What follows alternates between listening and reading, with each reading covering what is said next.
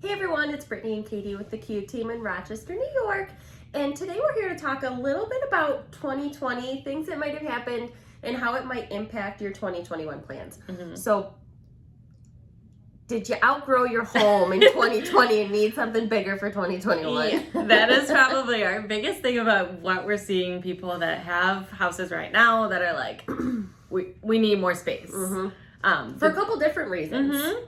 So, one big reason in a lot of, our friends and colleagues situations is they're having kids, they're having more kids. Their families are growing. Or their kids are getting bigger and they are deciding that, they just need a little bit more space. Those starter homes that they originally bought are now becoming a little bit too tight for their liking. A little bit snug. And actually, I think that's kind of twofold. One is if you bought, let's say 5-ish years ago, it's natural progression. Now is the time that you might start to get the itch to buy something new or bigger for your family.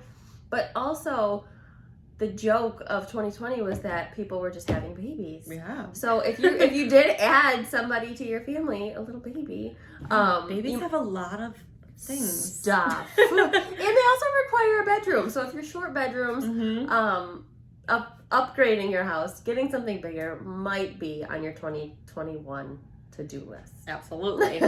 Speaking of bedrooms too, we've seen a lot of people shifting to working from home. And with that, a lot of people have needed to either transform a bedroom into an office or figure out some sort of work from home space. And that's become a big deal for people, is that they're kind of realizing like, listen, if I'm going to be working from home potentially for the, foreseeable future, foreseeable future, we're going to need a viable space in my house that's going to allow me to have, quiet, secluded space to work while I'm home. That's a great point, because I think when it all happened back last March, people made space. They made what they thought was going to be a short, temporary, whether it was the corner of their living room, I've seen some people do, a bedroom, maybe like your kid's playroom with just a desk in the corner. But after 9 months of doing that, it might not work anymore. Right. And especially, as we're spending more time at home and your family is around more, you may want that additional space.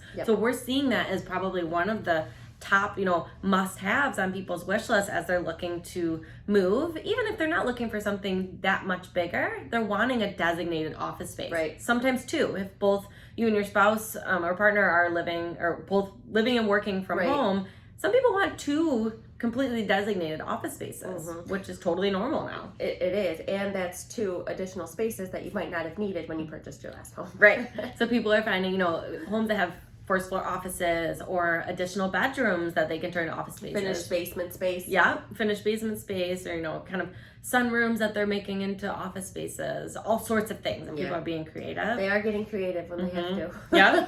But that's one of the big reasons that people are, kind of outgrowing their home, is because of our changing needs in 2020 going into, the next couple of years. Yeah, so we wanted to bring this up because I feel like a lot of people are feeling like, I just feel so tight in my home.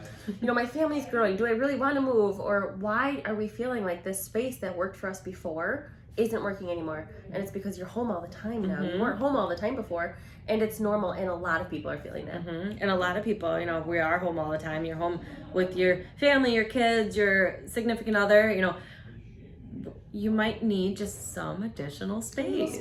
A little bit of me time. I mean, you know what? Because not everybody, I work and live with my spouse, obviously, Brad works here.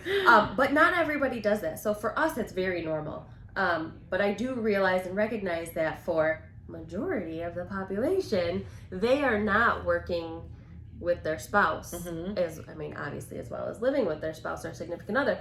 So to have to incorporate that work life into your home life, it doesn't work for everybody, especially if it's not your normal. Right. It's not a lot of people's normal. Yep. So we're seeing people want, maybe 2 living spaces, a living room and a family room, so that they can have a little bit of time to either, spend watching their different shows, or, just kind of spending some time, someone to read a book in one room and, watch TV in another. To get that separation that they had during the day in our old world. Yes. When they were at work.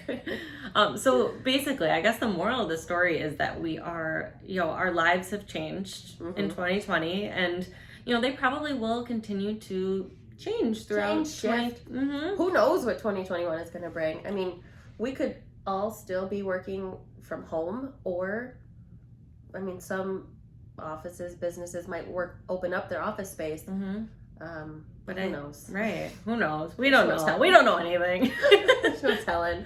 We're just here to help you find something bigger if that's what you need. Exactly. So I think, home housing goals, housing wish lists have changed tremendously since 2020. And, we're here to help you understand that, it really is optimum time, especially if you have that starter home and you're looking to, think to make the move. There's 2 reasons. One, that you're going to get top buck for your home now more than ever. We don't know when the seller's market is going to shift to a normal or buyer's market. So taking advantage of that will give you the most amount of equity and the biggest, return on your home.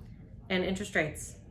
Take advantage of them. They're below 3%. I mean, we've seen them at 2.75% recently, and that's crazy. I feel like it's free money. It's like really a free upgrade. It really how is, like when you go to a hotel and you check in and they're like, you got upgraded. I feel like when you get to 2.75, it's like a free upgrade. Right. If you can afford more, that space is achievable. That next house is achievable. It's not as out of reach as some people are thinking it might be. Totally. Because when you think, adding an extra bedroom, a lot of people think like that is bumping me up into a price range that I'm not might not be able to afford, or I might not be comfortable affording.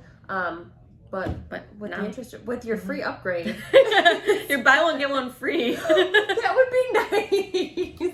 We do not. You buy, I'll get the free one. We do not have a buy one get one free coupon. Disclaimer. But we do have percentage off. 0.25% off your interest rate. Drop you down to 2.75, and you can get that new, bigger home. That's right. So we're here for you. If you want to make that upgrade, you want to kind of talk about, explore your options, reach out to us, and we'd love to kind of talk to you about the value of your current house if you have one, and what you can afford mortgage-wise, and how we can help you achieve that goal this year.